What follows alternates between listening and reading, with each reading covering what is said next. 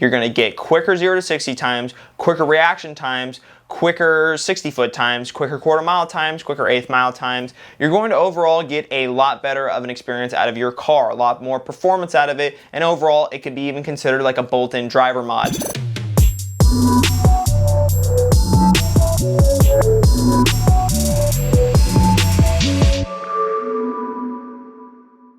What's going on, Team Lethal fans? Joe with Lethal Performance here, and today I have an all-new product here that you guys are gonna love. This is our brand new launch controller here made by TS Performance. It is for any 2011 up Ford vehicle with an automatic transmission, and today what I'm gonna be doing is taking it out of the box, of course, showing you all the details, giving you a couple hints on install, and then of course we're moving onto an installed on one of our vehicles and show you how it works. So let's go ahead and get started.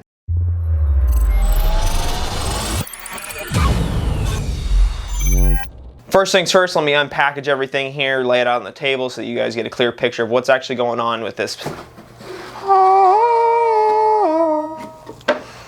Got some instructions here. Cool part about this is it's really only 2 pages of instructions, a page and a half of instructions. Really simple on the install. Alright, so now that I have everything out here on the table, I'm going to go over briefly every little piece here just to make sure that you at home with your kit have everything that you need to install it on the car. So to begin with, we have the module itself that runs the whole thing. You don't need to get inside of this for any reason. They don't really make it super easy for you. They make a nice gasket around it so that you can't really get inside of it. All you need to do is use that plug there on the end of it. The female end there is going to go into the male end that's on this main harness here.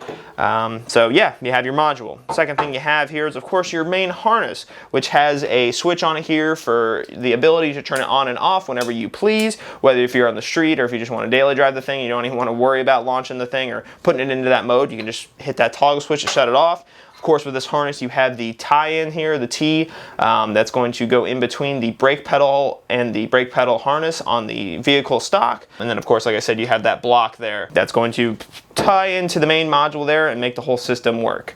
Next thing, we have these 2 harnesses here. You have a harness that's going to be labeled A, and you have a harness that's going to be labeled B. One of them is optional. I'm going to go into that a little bit later in the video. And the last thing that you're going to have here is going to be the button panel here, the button that's essentially going to engage the mode as soon as you get into the car and want to launch the thing. This is going to go into your cup holder here. It's designed super nicely to go into your cup holder. You can, of course, mount it in a couple other locations. They give you quite a bit of wire here to do with as you please with. So there's that. And lastly, of course, you have your instructions, and then you have your 2 taps here for tapping into a harness on the vehicle that we'll go over a little bit later here in the install portion. So now, where does this other harness fit into here, this harness A? Well, harness A is actually, depending on how you want to run the system. Harness A essentially uses this micro switch here, which ends up having a little bit of a faster reaction to it, so to say, sends a signal a little bit faster than your brake pedal would. So let's just say theoretically, if you're a full-blown race car and you want to make sure that you're cutting a tree immediately, you don't want any hesitation, and you're looking for the quickest reaction time possible, you're going to want to go with the micro switch option, which they do briefly go over in the installation on how to install it. It's literally just, instead of using this wire here, you have to wire that in instead of this one. It's just as simple as switching it out in the instructions. So if you need that absolutely quick as possible reaction time, then you are going to want to go with the micro switch option.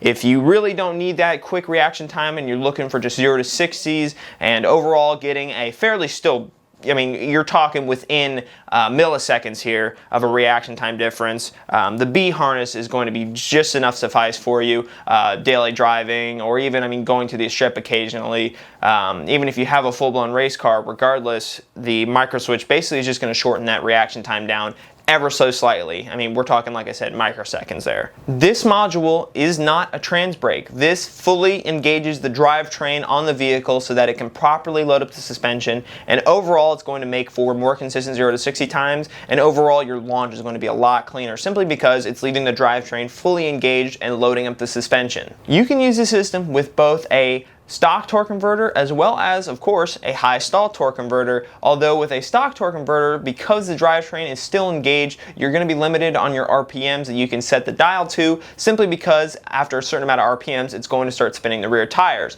So you are limited with a stock torque converter, although you still can use this system on it and have effective launches. At the end of the day, this device is going to provide with you a bunch of things. You're going to get quicker 0 to 60 times, quicker reaction times, quicker 60-foot times, quicker quarter-mile times, quicker eighth-mile times. You're going to overall get a lot better of an experience out of your car, a lot more performance out of it, and overall it could be even considered like a bolt-in driver mod, simply because it's taking a lot of stress off of you, not having to sit there and get the RPMs perfect and exact every time you go to launch the thing. So now that we've got everything covered here, let's go ahead and install it on a car.